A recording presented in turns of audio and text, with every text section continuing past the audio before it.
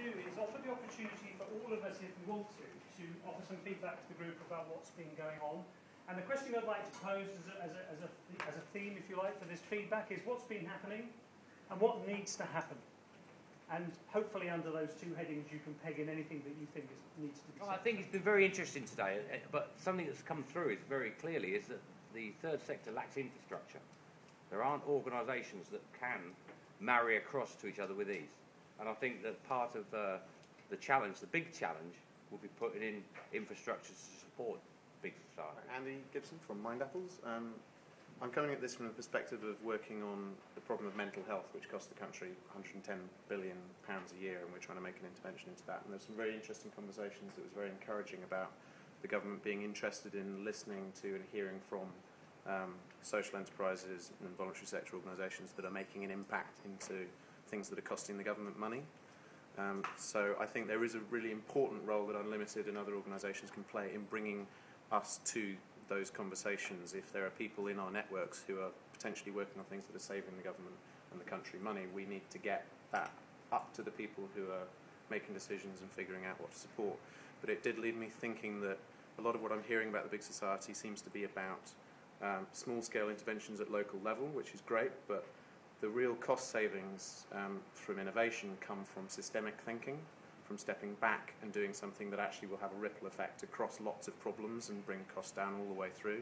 And so I'm wondering what is there in the big society vision that is going to really support those big impact, huge changes that could save the country millions and millions of pounds in one hit, because I'm sure that there are quite a lot of ideas coming out of the social enterprise sector that will be that level of impact potentially if they were supported in the right way. I think what struck me today is just the rampant innovation that exists out here that many of us are aware of.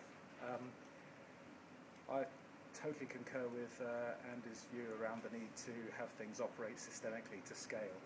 But I think we've got to acknowledge that the SME sector is not synonymous with scale by its very nature.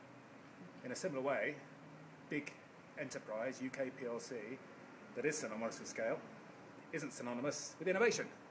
So I think there's a happy marriage that can occur between these two. And I think, for me, the big society needs to be about nudging big business through procurement to start to be more reliant on the SME community for innovation, because A, they can give it oxygen financially and in terms of organisational bandwidth, and B, they can scale it. But I think until the state starts to nudge procurement this way and make it mandatory to be able to demonstrate that you work in partnership with small organisations, then I think we're not going to have a thriving SME economy. We had a really great discussion about CRB on our table, and I'm interested to feed it back to everybody. What's put forward is basically creating a new umbrella body to carry out checks very cheaply and in a gold standard way for the not-for-profit and social enterprise sector.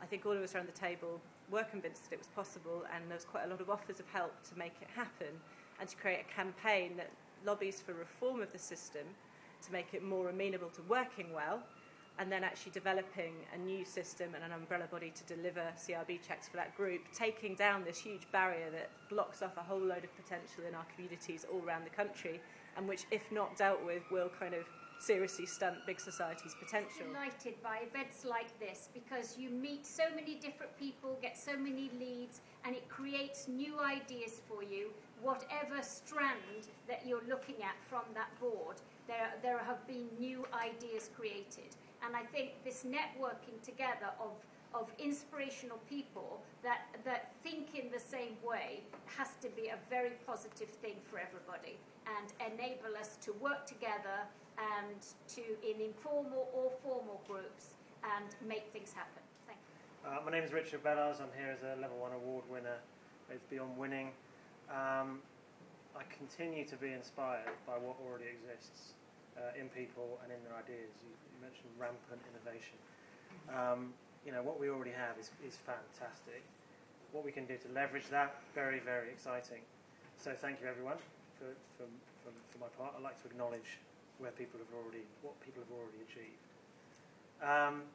What I wanted to say was that the communication of what big society is at a level of collective values in a way that engages the individual is so key. and it's so key that we get it right, excuse me, from the beginning.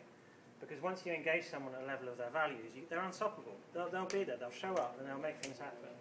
So for me, the communication of what big society really stands for in a way that people can own is crucial.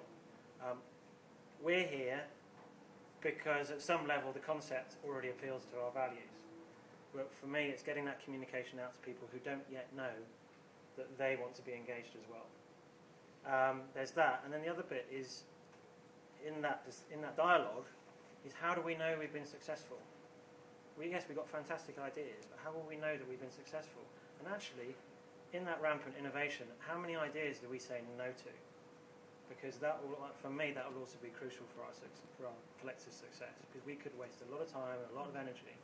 So, two very clear bits of communication that personally I'd like to be involved in terms of the dialogue or facilitating that dialogue, and so much contribution that's available in this room and outside of this room. Thank you. Incentives drive behaviour, right? Typically. So what are the incentives for people to get involved in big society? The thing that we're talking about with this notion of eBay for big society is, can we design a quid pro quo into a technology platform? Can we make sure that when somebody does participate in some sort of civic activity, that they get some reputational capital on the back of it? Richard has X, Y, Z skills. He's punctual. He's a communicator. He's a team player. This has intrinsic value for me when I want to get into the labour market. Now, if we've got 1 million young people that are facing the prospect of no opportunities in the labour market for the next few years, or limited opportunities, can we do something to kickstart their interest in civic participation? Can we give something back in return? So I think if we can get that designed into the big society, then common question, and I know that you don't have the answers yet because I don't think the budget's been written until October. What is the money? Where is the money? How do you apply for the money? That's what a lot of people want to know. On behalf of social entrepreneurs all around the country, why should we talk to the government at the moment? It's slow, there's no money. It requires a great deal of onerous efforts to prove our models, to evaluate what we're doing. It can often involve compromising on what we're trying to do in order to meet the agendas there, and it's probably going to be more agile, easier to work with business at the moment, and perhaps with some of the grant-making trusts. So I think the question for the government really is, how are they going to influence what the big society? We were considering the question of how does potentially local government need to change to support entrepreneurial activity in a more effective way. And I think that we haven't got all the answers, that's for sure, yet. We wouldn't be here if we didn't. But we're starting to focus in on what are the cultural differences that seem to block some of the progress. And so the sort of culture gap one is entrepreneurs seem to operate around taking a chance, taking a risk, offering support, and seeing if that is rewarded with success, and then taking another chance potentially. Government tends to obviously sort of tie everything up in knots and make sure everything's ticked, and all the boxes ticks, insurance is there, etc., etc., etc. So it's a much more, it's a very different approach to how you might fund local organisations. Local organisations in local government are required to have all sorts of policy, insurance, procedure in place before they get a sniff of the money. So that's culture gap number one. Culture gap number two, community organising. It's all about activism, if you like, raising issues and delivering change, whereas local government tends to be about protect and defend rather than sort of encouraging activism. And culture gap number three, again, is about the PR thing as well. Most people's lives and disadvantaged and difficult neighbourhoods are about real stories, whereas political imperative and the sort of real life of any senior council officer is about telling good news stories. So again, we've got a slight culture gap there as well. I suppose if we can understand the gaps, the cultural differences, perhaps we can start to make a difference. So that's sort of what I'm taking away from today.